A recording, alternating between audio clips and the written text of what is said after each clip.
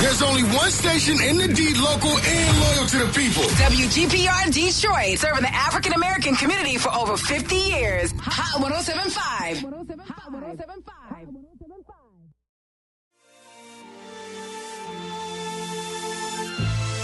What up, though? What up, though? I'm from the land of opportunity, the Motor City. D-Town, hold it down, so I gotta get it. Growing up, they always told me that the sky's the limit. I'm spacebound and flying out 1,000,000 miles a minute. From the west all the way to the east side. We all family, it don't matter where you reside. On the block, way more than the street signs. Tell me where you're from, go ahead and throw it up. From the Coney off Evergreen all the way to the Riverwalk. Mac and Bewick, let me see it. Avenue of Fashion, Belle Isle, get wild to the spirit. In Detroit, it's us versus everybody. You don't really have a choice, but I do this for my sisters and my brothers that know the struggle's holding it down for our single mothers and single fathers that just want to see us go farther. So we go harder and grow smarter. It's my smile, it's my pain. I just shine in the rain. When the odds stacking up, I get down in the mud. It's the spirit, it's the joy. You can tell from Detroit. I look around like I need town with me, and I stay so rooted in my city. Detroit, I'm Detroit for life. It's the first Sunday of the month, and you know what that means? It's time for Detroit for Life, the radio show that allows you to tap into opportunities offered by the city, all because you live in Detroit. Welcome to Detroit for Life. Here are your hosts, Vicki Thomas and Dodie Johnson. Well, good morning to you. We are Detroit for Life. Of course, this means it's the first Sunday of the month, and we bring you Detroit for Life every month, the first Sunday of the month. It's a great show. Our person, Vicki Thomas, is not with us today. She's in Chicago at the NABJ, and sitting in for her is Stephanie Davis, who is communications manager for the CFO for the city of Detroit. Good morning to you, Stephanie. And good morning to you, Dodie. And it is an honor to sit in for Vicki Thomas, a longtime friend. Of course, folks know her from her broadcasting career, now with the city of Detroit. And it's good to be here on this Sunday. Happy Sunday to you. I love Sundays, and I love that opening, too. And just want to say thank you so much for a few minutes of your time. Thank you for joining us. As Dodie mentioned, I am the communications manager for the CFO's office, and this is the Detroit for Life radio show, a show that speaks to all of the incredible opportunities our city has to offer, and we also highlight some of the many programs and projects and opportunities and initiatives for Detroiters. Some events also, so you'll be hearing about some of those coming up too. So we have a great jam-packed show planned today, Dodie. We're talking property taxes. We're talking hope. And when is an alley considered beautiful? Ponder that question for a minute. And have you been to one of the city's parks lately? We're going to cover all of that for this show. But first, we start with the conversation, Dodie, about property taxes. Not something we love to do, paying taxes, but if you're a property owner, it comes with the territory. It comes with ownership. It's a responsibility that comes with the pride of owning a home. Yes, as spoken as a true homeowner there. Plus, it's property tax season, and there are some things we want to make sure that Detroiters are aware of. So we've asked the City of Detroit Treasurer, Nikhil Patel, to join us. He's joining us on the live line here, and we say good morning, Nikhil, and welcome to the show. Good morning. Happy Sunday. I'm excited to be on this show, and thanks for having me on. Yeah. With less than 30 days go, let's start here from the due date, which is August the 31st. What is the most important thing you want taxpayers to know right now? So probably a few things. First is, yes, the full summer bill is due August 31st this year. And an important thing to note is taxpayers have the option to make installment payments, meaning they can split up their payments for the summer bill. But in order to qualify for that, they must pay at least half of their summer property tax bill by August 15th. So how that works is if you pay half of your bill by August 15th, then you're not required to pay your full bill by August 31st. You can wait to pay the rest of that bill along with the winter bill. Gives people who may not have the resources all up front some flexibility and some time to gather the resources. All right. You mentioned August the 15th for the first installment, and the second installment is due when? August 31st. The second installment and of the summer property taxes are due, is it January or August? The winter tax bills are due January 15th. So those winter tax bills go out the first week of December, and you have about a month and a half to pay those. So the 3 dates to know is August 15th for the first half of the summer bill, August 31st for the full summer bill, assuming you haven't paid half of the bill by August 15th, and then January 15th for the winter bill and anything else that you haven't paid up until that time. Gotcha. I want to be clear on that. And so we mentioned the installment payments. What about Plan Ahead? I know there's always some talk about the Plan Ahead program. Is that different, and how so? Absolutely. So it's important to start with some context. In the city of Detroit, relative to other cities, we have a high number of individuals who own their homes without a mortgage. Their mortgage has been paid off, the family has passed on the homes, and for that reason, they don't have a mortgage. So a lot of people, what they normally do in other cities is the mortgage company pays the actual loan on the house, their property taxes. And what you pay to the mortgage company includes the property taxes. Here in Detroit, we have a higher percentage of people who don't do that. And so what that means is every summer and winter, all of a sudden you have a property tax bill that's relatively large that you may not have planned to pay in your financial planning for the entire year. So the Plan Ahead program was developed to give people a mechanism to pay towards the property tax bill and plan towards paying that property tax bill beforehand. So what happens is starting in January and February of every year, you have the option to go to City of Detroit online payment via DivDat or the kiosk and contribute money towards your summer and winter tax bill. And you can do that all the way through January 15th. And what that allows you to do is you can pay monthly, you can pay daily, you can pay weekly. You can basically start socking away money towards your bill. And once the bill comes available on July 1st and December 1st, the Treasury Department will apply what the funds that you put in your Plan Ahead account towards your. Gotcha. And I think I want to repeat what you're saying just so everybody's on the same page. Starting in January, February, you can start socking away some of that money towards your property taxes all year up until the following January? Correct. Okay. The last day to pay is January 15th, so whatever is left in January 15th of 2025 will apply it to your outstanding balance. Gotcha. Great information here. And I know you guys over in the Treasury office there, along with the folks in your team and the Detroit Taxpayer Service Center, you guys see a lot of different scenarios. What are some of the top 2 or 3 things taxpayers should not do when paying their property taxes? Great. Yes, this question will be very helpful to my customer service team. The first thing I will say is please do not rely on mail service, USPS, United States Postal Service, for delivering the mail on the timely manner that you expect it to be delivered. So what I mean by this is a lot of people send in their checks via mail, and we don't necessarily receive them on time, for example, August 15th or August 31st, because of delays at the United States Postal Service and the other courier. Unfortunately, we can't accept that delay as a reason why the payment came in late. So we highly, highly encourage as many people that can to pay their bills online or via the DivDat kiosks that are spread throughout the city. That is the most safe and effective and efficient way to make your payments, and it makes it a lot easier for us to process those payments on the back end. The second thing I'll say is if you have no other option except to mail your payment in, please include the correct coupon that comes with your bill.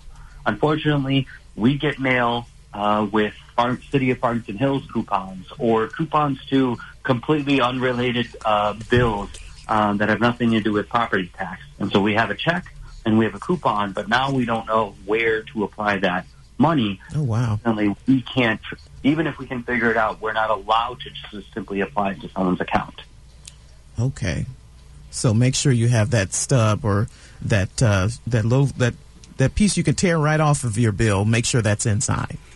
Absolutely. And then I'll say one last thing, which is just because you don't have a mortgage doesn't mean you don't owe property taxes. So as you discussed in the beginning of the call, property taxes are a important source of revenues for the city to provide education, public safety, and critical city services to the residents.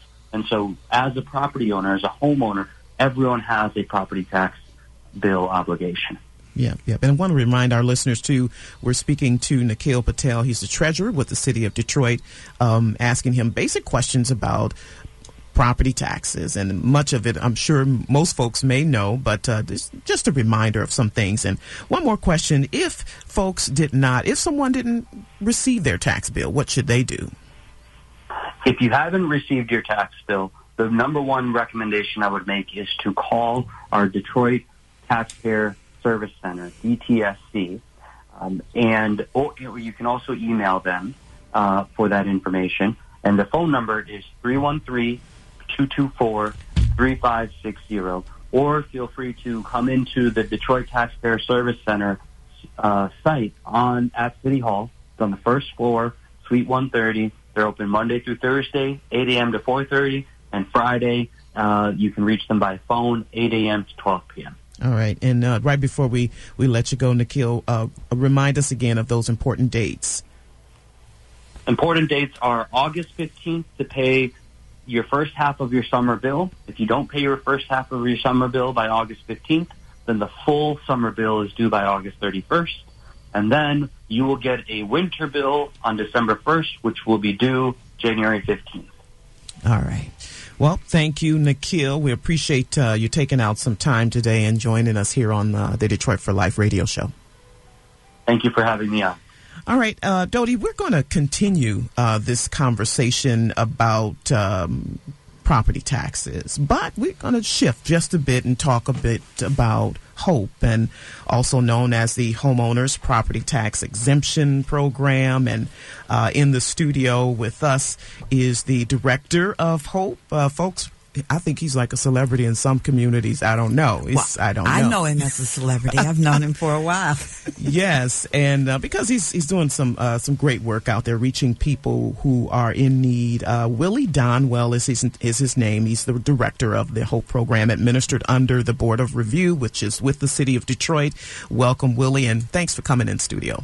It is so wonderful to be here this morning. All right, good to have you. I know you've been, as I mentioned, all over the city spreading hope. For those who may not know, the few people who may not know about the program, tell us about it. Can I take 10 seconds to just say one other thing, please? Sure. Listen, Dodie, Stephanie, and Vicky, if she's listening, you guys need to do a master class.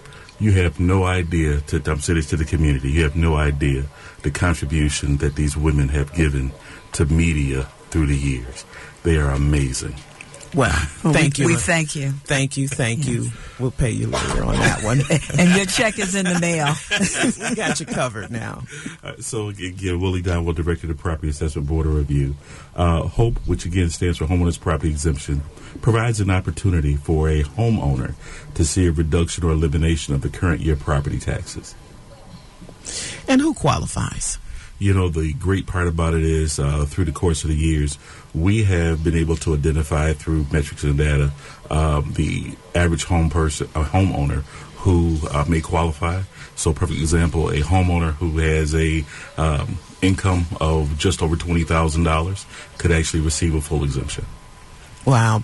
You mentioned full exemption. There are other exemptions as well, not just 100%, but goes down to almost 10%, I understand. Absolutely. So we've codified through an ordinance with City Council a structure through state law that allows for a 100%, 75%, 50%, and 25% exemption to be standards. The 10% is an additional exemption that's given us authority by the State Tax Commission, which gives us the specific ability to save a home from property tax foreclosure. That's the specific purpose of the 10% exemption. And for those who may have already applied and have not heard back yet from Hope or anyone, and they received their tax bill reflecting the full amount, what should they do? So the property tax obligation by law is due until they receive an actual decision from the Board of Review. So I can't tell you not to pay your taxes.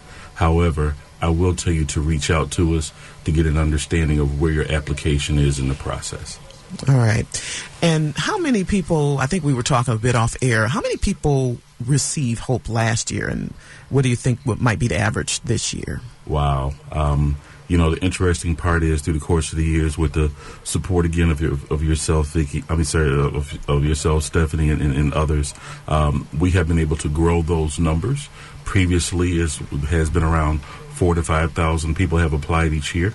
Through the support of our media partners, we have seen now in excess of 20,000 people applying and 15,000 on average per year receiving exemption. Wow. And so I'm going to just back up just a bit so make sure our listeners are clear what Hope is. It's an exemption, which means you get a percentage off of your property taxes if you qualify. What are some of those qualifications, Willie? Absolutely. The great part about it is we've actually reduced the standards while the application is provided by the Michigan State Treasury, because it's a form that we have to use that's created by them. We only really require that proof of ownership that's been registered with the Wayne County Register of Deeds, identification supporting that you're occupying the subject property, and that's for all household members, and then proof of income. So your tax return or an affidavit signed that you're not required to file taxes, along with the supporting documentation of your income, W-2s, 1099, whatever that documentation may be. And don't worry if you're not getting all this all at once. Willie is out in the community. I know you've got events planned. Can you tell us about the next one, or is one coming up? Well, absolutely. We have this month is our Community Partner Month. So we have over 15 community partners throughout the city of Detroit that can assist you with your application. Everyone from Wayne Metro to Greater Quinn AME on Davidson and 12th, right? We have them throughout the entire city. And then in September on the 14th, we're going to be at Roberto Clemente over in Southwest Detroit from 10 to 3. And on September the 28th, we're going to be at Northwest Activity Center from 10 to 3. And do we need an appointment for this, and what number do we call?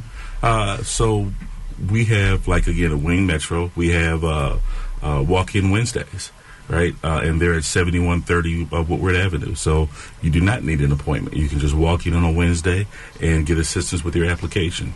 And if you go to the city's website at detroitmi.gov/hope, detroitmi.gov/hope, you can see a list of our community partners along with the ability to actually schedule an appointment if that's what you choose to do. Okay. I just have a question. I'm always the devil's advocate, so you've forgiven me before, so there'll be no difference today. What if there's a situation where you have some seniors and perhaps they're not savvy with the technology, so anything online would not work for them, and maybe they're just not mobile? Are there any programs that we can think of or that you can think of that would help them to get transportation, to come to your office, to talk to them? Or do you do home visits for those that just can't get out? Dodie, that's a wonderful question, and I think there's so many people out there that need our assistance. So 628-0722, 313-628-0722. If you are not able to actually get out, meaning that you are homebound, and not just our seniors, because we have individuals with special needs and other type of homeowners who just can't actually, they just can't leave their home. And so reach out to that number, and I'm going to get somebody to you. Great. We cannot afford to lose a homeowner because they just didn't have the physical ability to leave their home. I love that. And I think lastly, I think this really brings about the significance of the importance of having your situation together when you transition from here to your family.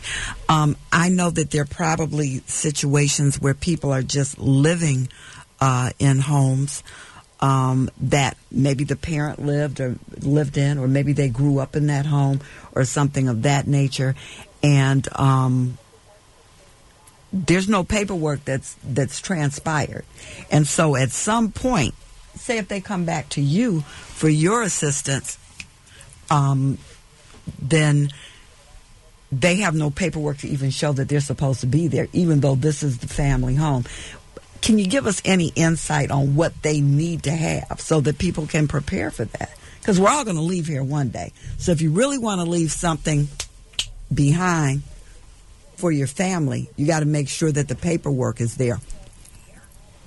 You know, that is so important. In many communities, we don't understand that ownership is what gives us the ability to get into many of the programs that's available. Absolutely. And so through the assistance of Councilmember Scott Benson, Wayne County Treasurer Eric Sabree, Detroit Future Cities, myself, Gilbert Family Foundation, I actually conducted a study. And we found that there's over 5,000 homes in the city of Detroit that need assistance with that process. So ultimately, what we wound up doing is, with the support of Mayor Duggan, the mayor through the last budget contributed $1 million. The Gilbert Family Foundation can contribute additional dollars, and now there is a fund to help our low income homeowners or potential homeowners to prepare. That need to get through to prepare, and not just prepare, but to actually get you through the probate process. So if there is a homeowner or potential homeowner that has actual interest in the property, they can actually reach out to Michigan Legal Services or to Councilmember Scott Benson's office itself, right, and ask for this assistance to actually get you through the probate office, or get you through probate to actually allow you to become a homeowner. And that's going to open up the door for you for so many other opportunities like HOPE. Because HOPE, again, connects to the PAYS program with the Wayne County Treasurer, which reduces the amount of back taxes owing if qualified, and can actually take, a home out of property tax foreclosure. And I'm glad you mentioned back taxes. That was going to be one of my questions, too, about what HOPE now covers, recently passed by City Council. Can you talk about now how HOPE can cover some of the back taxes? Absolutely. The PAYS program, which was enacted by law, was signed into law actually about 7 days before COVID hit by Governor Gretchen Whitmer. And what it does is provides the ability for municipalities that have opted in to allow the county treasurer to reduce the amount of back taxes owing to no more than 10% of the taxable value of the property. So let me tell you what that means in real dollars. Have a single mom who actually was living in a home that she received from her mother, but wasn't in her name. 3 minor children, working at Burger King, and $18,000 in back taxes. Wow. So worked with her, with Michigan Legal Services to actually get her through probate. Then she qualified for the HOPE program, got her 100% exemption, reduced the $18,000 in back taxes to $1,059. Wow. The balance was actually paid off through the Detroit Tax Relief Fund, which is funded by the Gilbert Family Foundation. So she actually only wound up having to pay $120. Wow. Her home, if it was not for this assistance, her home would have been foreclosed on, and we would have had a single mom with 3 children trying to figure out what to do. You kept a family together, and you kept them in their home that they're accustomed to.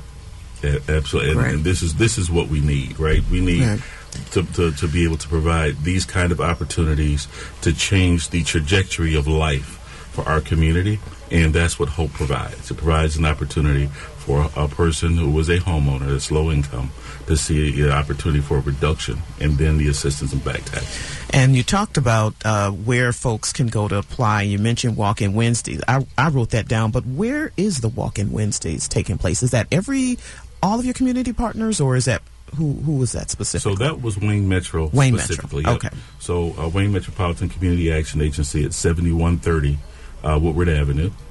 So they have, again, walk-in Wednesdays. But if you go to the city's website, you can see all of our community partners and their dates and times. And if you'd like to schedule an appointment with one, you can as well.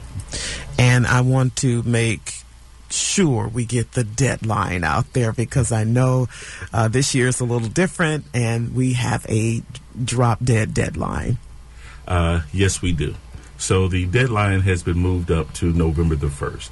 November the 1st. Generally, we the deadline in the past has been the day before the meeting of the Board of Review in December, which by the way the law is stated is the Tuesday following the second Monday in December. But we get so many applications now that we need to make sure that the applications are able to be processed timely, and that we also are able to follow what state law requires us to do. So we wound up having to move the deadline up somewhat to November the 1st, but it still gives us an opportunity to review that applications, contact folks if something is deficient, or get things corrected, so we can try to get as many people as we can through the process in the proper time. All right. Anything else you'd like to add? Maybe something that you see all the time, maybe with people who apply. What's anything else you'd like to share? I think there's two important points that we've got to make sure that people know. Don't count yourself out.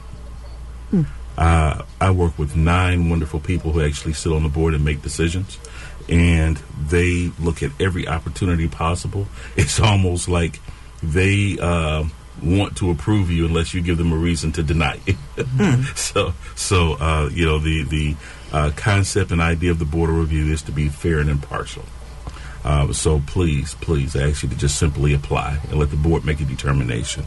The next thing I'd just like to make sure that folks understand is submit all the proper documentation at the beginning. Submit all the proper documentation at the beginning.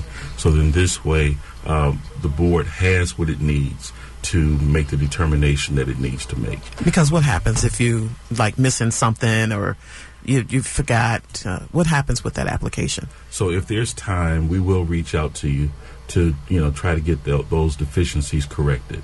But the problem is, you also have to get back with us. And sometimes it takes a little bit longer for some folks we reach out to multiple times, and they still, never contact us back. And what happens in those situations is more than likely that application will be denied, which if it's something that is, again, income ID or something that's very simple to provide to us, we wound up having to, deny an application because it's deficient. Now, there is an appeal process to the Michigan Tax Tribunal. So if you ever receive a denial and you feel like you should have been approved, you can apply to the Michigan Tax Tribunal within the time that's provided within the documentation that you receive. So I always tell people, never stop until the door finally closes, right? But you have to participate. You have to participate. All right. Don't count yourself out, and make sure you submit all of your documentation when you make that application. Thanks so much, Willie. We appreciate you coming down. And I want to share the phone number and the website again, DetroitMI.gov/hope. And the number for those who can't get to the website is 313-628-0722. All right. Thanks so much, Willie, for joining us here on 107.5. We're going to go to a little break, but coming up, we'll talk about something beautiful happening in several alleys across the city. I'm Stephanie Davis, in for Vicki Thomas, and this is Detroit for Life. Stay with us.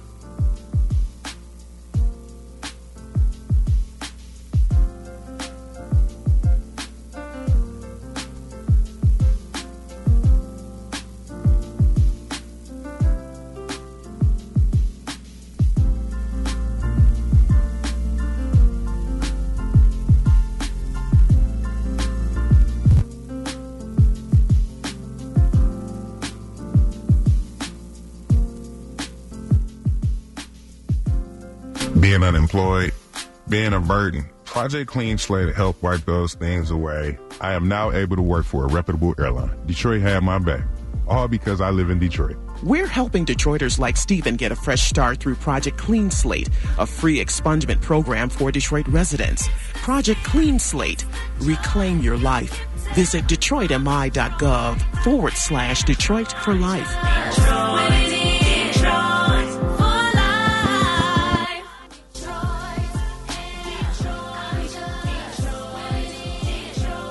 Has your criminal record held you back? Are you in need of a fresh start in life? Detroit has your back. Project Clean Slate is a free expungement program for Detroit residents. Sign up today at DetroitMI.gov/Detroit for Life or call 313-237-3024.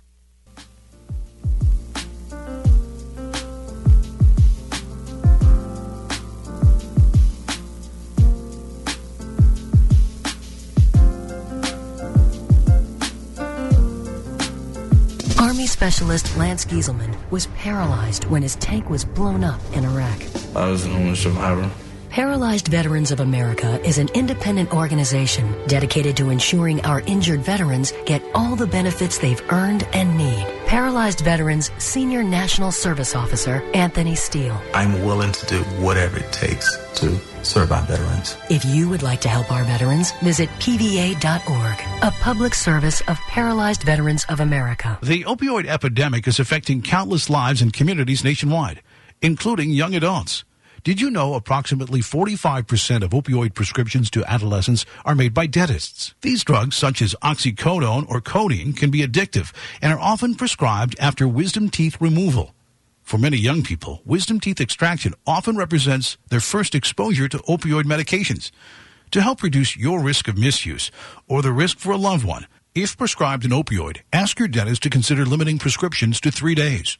Using over-the-counter pain relievers such as a combination of ibuprofen and acetaminophen, and properly disposing of all unused medications. That includes returning drugs to your pharmacy or mixing with water and an unappealing substance such as cat litter and putting in the trash. Recovery from opioid addiction requires a whole-person approach, addressing clinical, social, and community influences.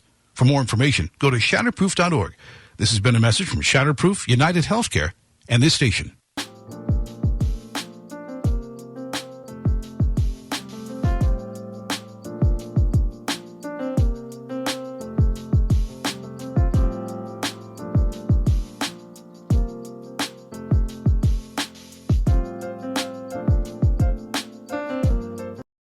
We're back to Detroit for Life here on Hot 107.5. I'm Stephanie Davis, in for Vicki Thomas on this nice-looking Sunday.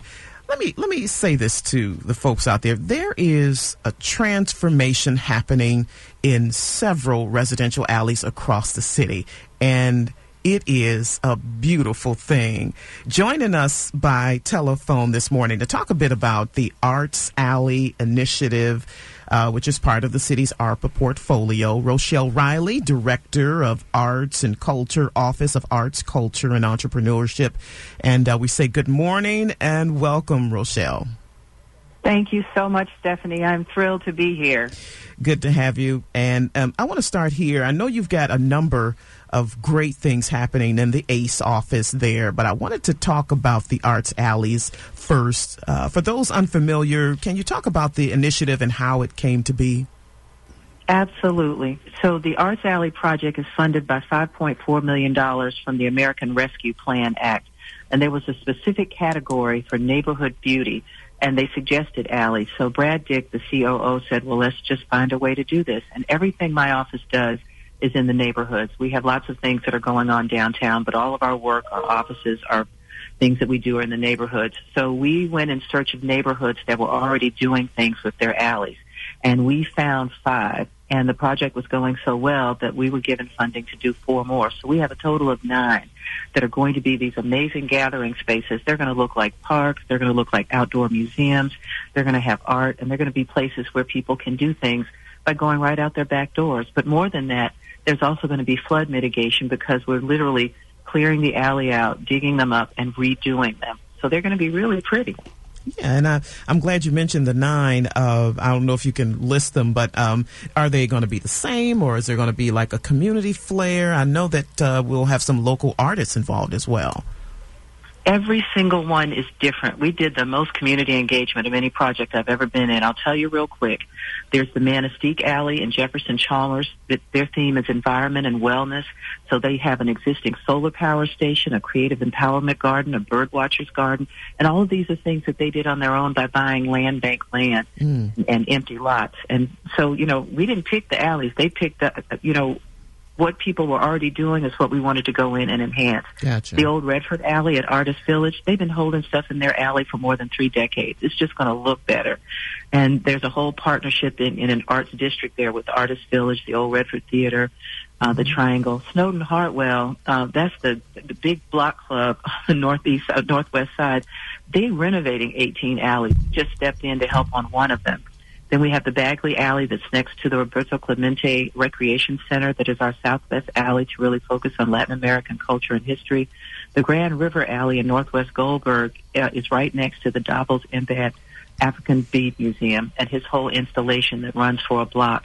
And it's an alley for artists from across the city, a festival space where we can really support that iconic space. And then we have the Yellow Brick Road Alley, which is the dream of these neighbors who wanted a safe space for kids to ride their bikes and learn about African American history. And the Burrell Trail Alley honors the work of Akibalan Village, which has been championing youth development for more than 4 decades. They just celebrated their 40th anniversary of developing their neighborhood. And it's named for 2 kids that I wrote a column about when I was a columnist who died in a devastating house fire in 2015. And finally, we have 2 last ones, the North End Alley. It's our first agri-arts alley, anchored by the Oakland Avenue Urban Farm in partnership with North End artists. They have a whole village of greenery and farmers market and artist stuff that they're doing over there that they've been doing for a long time. And again, we are stepping in to support what's already happening. And finally, the Bailey Park Alley in the historic McDougal Hunt neighborhood is building on work that they've been doing for some time. They created their own community park, so the alley is going to be going along that park. There'll be equal parts museum, art gallery, and front porch of Detroit history. I love it. I can't wait to see them come online. And you mentioned public engagement. I just want to talk just briefly about that because I know it played a huge role. I remember seeing the notices. I remember seeing the pictures of people gathering. How important was that, and what role did that play? Well, the greatest thing that I have seen Mayor Mike Duggan do is insist on making sure that we let people know what's going on and participate in what's going on. We don't make this for people. We let them make the decision. So we had food and we had big sort of maps, the rendering type maps where you can look at it and you can draw on it. You can and they literally drew on this and talked about what they wanted. That's why all of the alleys are different. It is based on what people in those neighborhoods wanted. So all those meetings, I must have gained 20 pounds, but we had a ball and we had a chance to really learn what people think is important where they live. So, yes, we're talking community engagement to the wazoo. It was great, and it was fun. And last, regarding the alleys, I know we'll make a big splash when they come online and open to the public. When might we see the first alley complete? Well, the good news is construction has now begun on all 9 arts alleys. The City Council approved the first contract for 5 alleys last year. They just approved last month the contract for the next 4. So they are working on all of them. We're not doing one by one. They're working on all of them at once. So some of them are farther along than others. Okay. But our goal, I really hope that we will have, by before the weather gets too cold, we will have the groundbreaking on the first one to be finished. Wow, that's awesome. I can't wait to see it. I know it's going to be great. I also want to take a few seconds, too, to talk about something that's a first for our nation that's really cool and something near to my heart coming from an HBCU. And that is that your office is co-sponsoring the first ever HBCU Student Film Festival. That's going to be held at Michigan Central? I am so excited about this. So this young man, Bruce Clifton, whose dad worked for WDIV for a long time, I always talk about how I want our kids who, they learn how to be great and then they go somewhere else. I don't want them to go anywhere else. I want them to be here. Or if they go away to school to come back here. Well, he came back to do this here. And he called my office and said, I'm doing this. And I said, we're absolutely going to help you. It's a student film competition where there are 25 students who have submitted their films so that one of them can win a $10,000 prize for the best film. So on August 23rd, we're going to be screening those films. And then on August 24th, we'll have panel discussions and an award ceremony where we award that prize to one of those students. And then there's a gala reception for the students at Michigan Central Train Station, which, as you know, just had its big concert and opening. So to make sure that space is something that our kids can see, that's for them too. I'm so excited about that. That's awesome. Now, and I know we'll get information, or how can folks get tickets or get information about attending this film festival? Well, our wonderful comms department that's headed by Vicki Thomas and the mayor's press secretary, John Roach, will be getting my press release on tomorrow that lets you know that tickets go on sale this week. I want to get my ticket. I want to make sure I'm there.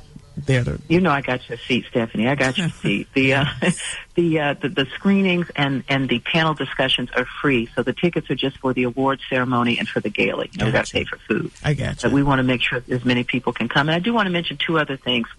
We are overseeing three very important mayoral appointees: the official city historian, and Jamon Jordan has been doing a fantastic job. Yes. The new poet laureate, and Jessica Care Moore is a force of nature, and the first ever composer laureate, which will be named later this month, because, you know, we need to make sure that as the mayor lifts up history, poetry, and music, that we take our place that we already have as one of the best music cities in the country. It's not just Nashville and Cleveland and Austin, that we're up there too. And finally, the Detroit Mural Map, which we launched in 2022, now has more than 700 murals on the way to 1,000. Wow. From Diego Rivera doing this work decades ago to our best muralist now, Dr. Hubert Massey, we are killing it, and people are loving it and using it to learn about those artists, young artists like Ajania Cortez and Trey Isaac and Wally Johnson and Cameron Jenkins. So we're very excited. And in 2024, 2025, my office is going to be focused on the performing arts in a big way, music, theater, and film, because Detroit is soaring on all those fronts too. Wow, and I was going to ask you about the murals and an update on how many we have so far, and how and there's always information too about the artists of the murals as well on the app, correct? Yes, if you go to DetroitArtsAndCulture.com, you can see the City of Detroit mural map, and every time you see a mural on the map, you don't have to call me up and say, who's this mural, which people used to do. Yes. So funny. Look, I'm standing here on this corner. No, you go to the mural map. It has all of the dots right there. You click that dot, it tells you about your mural, but most importantly, it tells you about the artist who did it.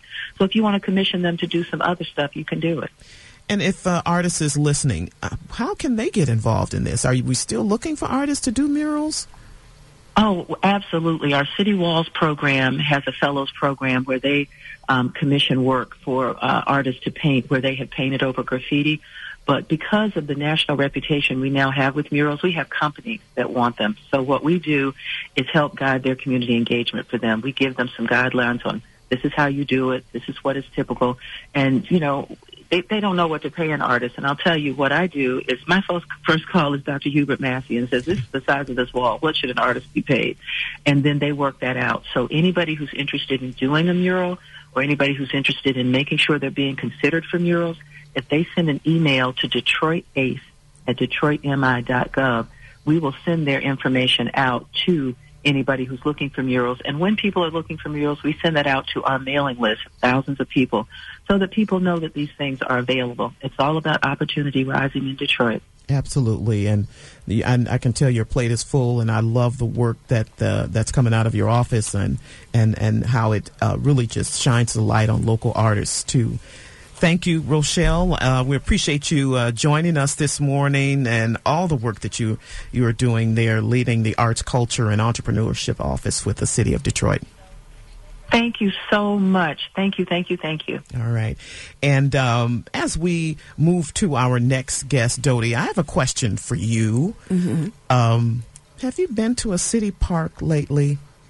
You know, the other day, and it's not that it's so much a city park, but the other day I kind of took a walk outside of the building, and I ended up at the park that's right next to Belle Isle? No, next to Meyer. Oh. The little park where sometimes they're out there doing yoga and what have you. I think that is so sexy that, we have a space like that. But often, because I'm right down the street from Belle Isle, when I take a break, sometimes I just go out there and hang out with the geese and sit around the fountain and do that. You know, and think about what it used to be like years and years ago when I was a child. My hugest experience with horseback riding took place at Belle Isle. People don't understand. There used to be a stable at Belle Isle, a horseback riding stable. And I mean, these were big horses. And my dad came from an environment where, there were horses and things of that nature. Mm-hmm. And so I learned how to ride a horse, not on the little ponies, but on a horse. Oh, wow. And so, that I go out there and I become nostalgic. Not to mention that when we were teenagers, we went out there and hung out a lot, too. So, Yes. Well, I asked that question because, and we have in studio someone who can talk all about our parks, because there's so much being done to renovate and beautify our parks across the city. A lot of the work is funded by ARPA, the American Rescue Plan Act. We say ARPA all the time. It means the American Rescue Plan Act. Mm-hmm. And joining us in the studio to talk about our beautiful and fun parks is Crystal Perkins. She's the director of the General Services Department. Good morning, Crystal. Good morning. Good morning, Stephanie. Thanks so much for coming down. And I'm not even sure where to start, really. How would you characterize the work that's being done to renovate and improve the city's parks? Transformation. Yeah. It's very transformative. In the city, we have over 300 parks. We have 13 open recreation centers as well. The ARPA funding, American Rescue Plan Act, has helped us to update all of our rec centers, but also invest into our parks and our public spaces. So, and it's not just the American Rescue Act money. Mm-hmm. We are very appreciative of the Biden administration for giving that to the city.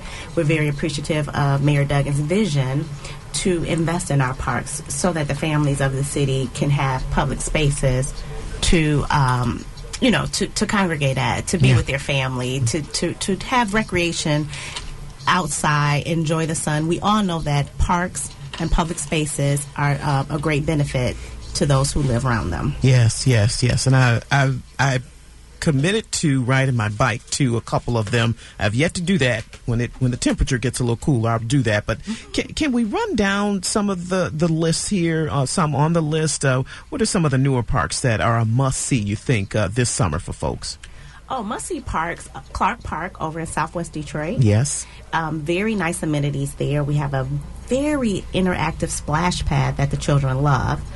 It's not one of our regional parks, and the regional parks are really due to the size. They're called regional parks. Okay. But when we renovated that park, we did the ribbon cutting last year.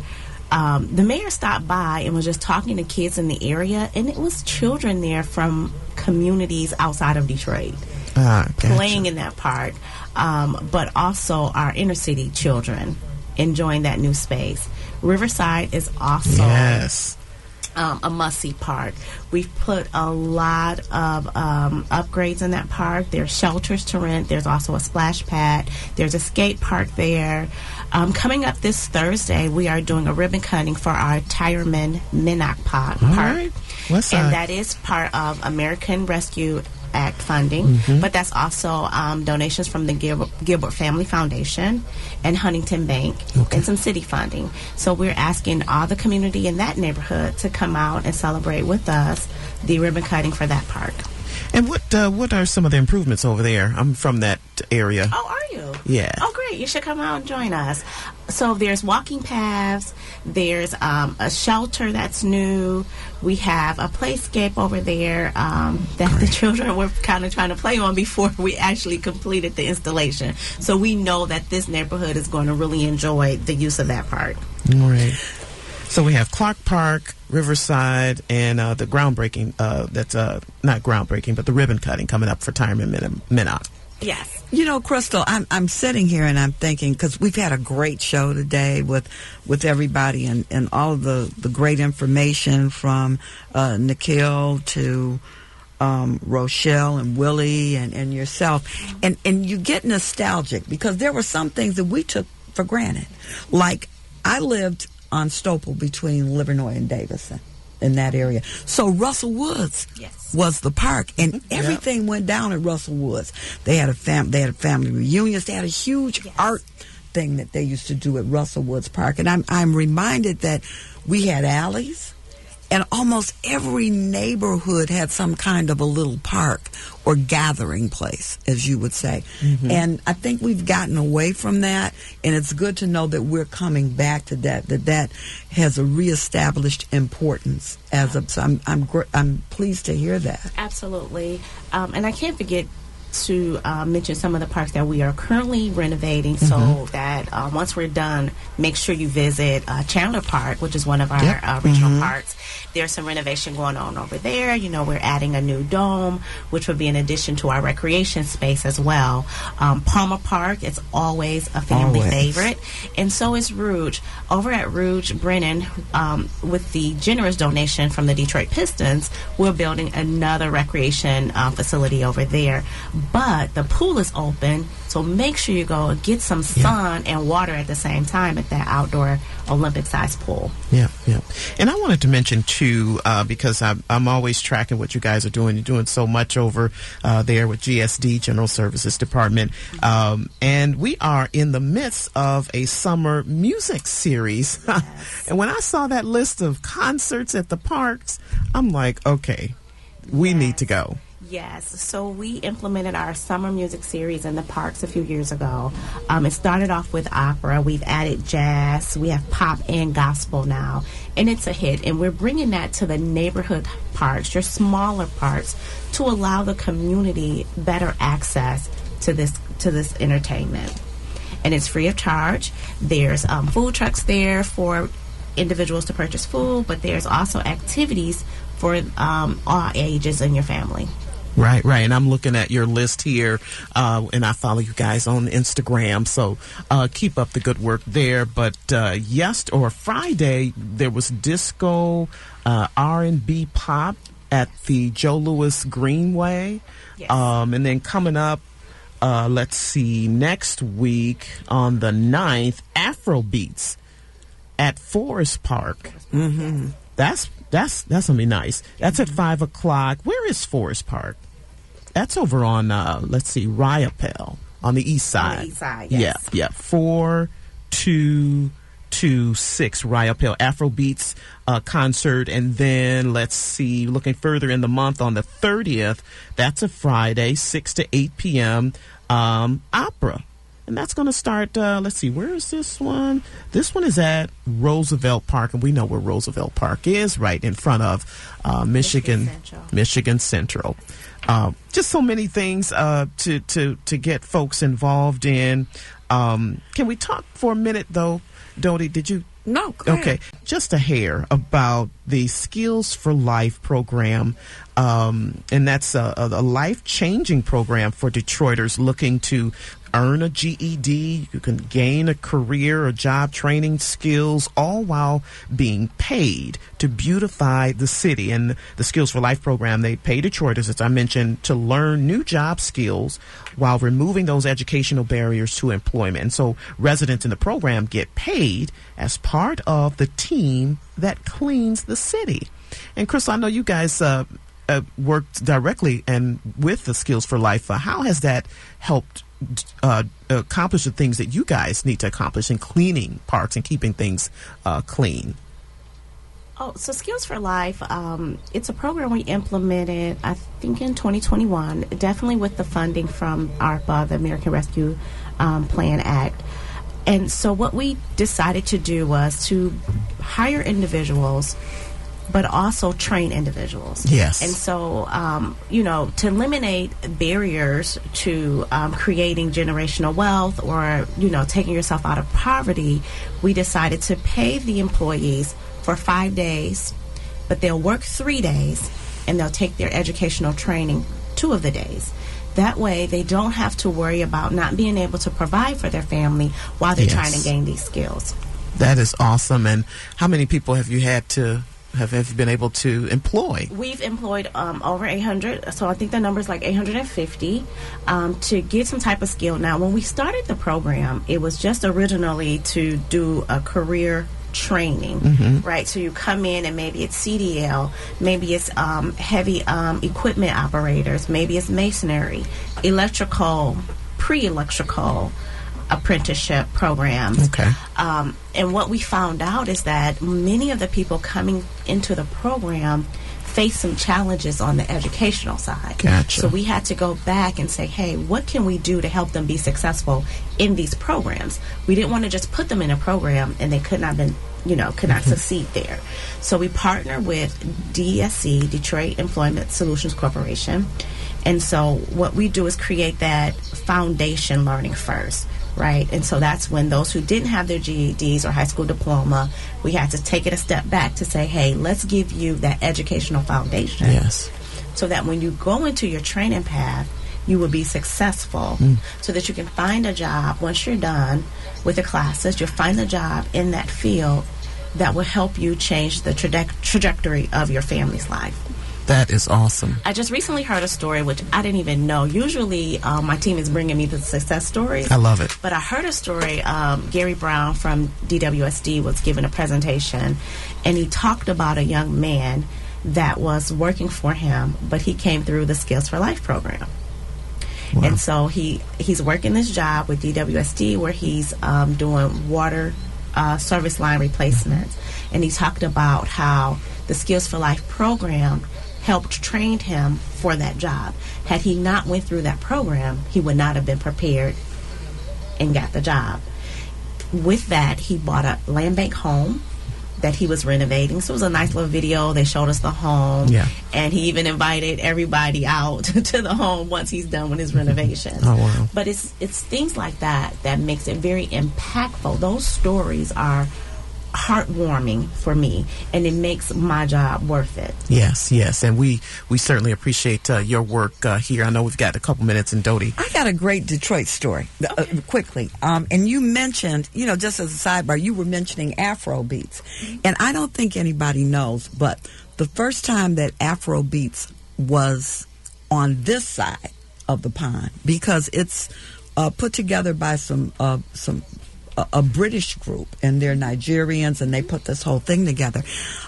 It's at the Brewster Douglas site. That's what they call it, Brewster Douglas. Yes. And they had never been here, so myself and one of my co-workers, Delano Glass, we went out and we took videos of the site and everything, so they knew what they were coming to. They did several cities in Detroit, and they've been to Brazil and Argentina and London and all of this. And Hot 107.5 was the host media partner for them there, and we are it again. But the important thing is that Detroit is the only U.S. city that they will be in this year. That was the impression that we left on. That is correct. Right. And it's my understanding last year was us in Miami, and this year it's just Detroit. All right. It's just Detroit. So you got to be there. It's at Forest Park. The Afro Beats, that's going to be on Friday, August the 9th. It's 2 days, actually. Okay. Yeah, maybe it's 2 days. Is it 2 days? I'm only looking at one here. Yeah, no, so it's maybe actually they've a added 2 day. Yeah, it's actually a 2 day event. And Hot 107.5, we're like one of their host media partners. Very and good. it's an honor for us to be involved in something like that as well. So, right. yeah. Well, thank you, Dodie. I can't wait to. Actually, I'm going to try to make this concert. Just for a little bit of clarity, I think we're talking about two different things here. You're talking about Afro Fest, which we're doing in our parks. Yes. Afro Beats. Afro Beats is the Afro Nation large festival. Gotcha. That is in the Brewster Douglas area. Douglas, and that is the 17th and the 18th of August. Thank you so for those clarification. are two separate things, because the Afro Nations Afro Fest is a ticketed event. You have to purchase tickets for that. Gotcha. So the Afro Fest music, that's just a type of music that we're going to sponsor in one of our parks on the night. Gotcha. Yeah. And that one's free. Yes, that one's free. Okay, very but good. Afro Beats is a 2 day thing, and it's so there were thousands of people, and I kind of held my breath because it was the first time. No incidents, no nothing. Everybody, all this different music. So you've got your big Afrobeat stars. Lil Wayne's also coming this year. He's headlining one of the days, and so it's just really. It's amazing that Detroit is using their spaces. Absolutely. And they're having very positive events that bring not only the city, but people from all over the country are coming and saying that we are a world-class city. All right. Yeah. Well, thank you so much, Crystal, and for joining us. Thanks to all of our guests, really, Nikhil, Willie, and Rochelle. I've had a good time, and that brings us to the end. I'm Stephanie Davis, in for Vicki Thomas, and you've been listening to Detroit for Life radio show here on Hot 107.5.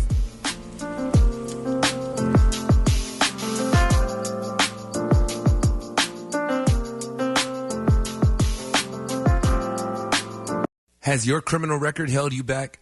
Are you in need of a fresh start in life? Detroit has your back. Project Clean Slate is a free expungement program for Detroit residents. Sign up today at detroitmi.gov/Detroit for life or call 313-237-3024. Being unemployed, being a burden. Project Clean Slate helped wipe those things away. I am now able to work for a reputable airline. Detroit had my back, all because I live in Detroit. We're helping Detroiters like Stephen get a fresh start through Project Clean Slate, a free expungement program for Detroit residents. Project Clean Slate. Reclaim your life. Visit detroitmi.gov/Detroit for life.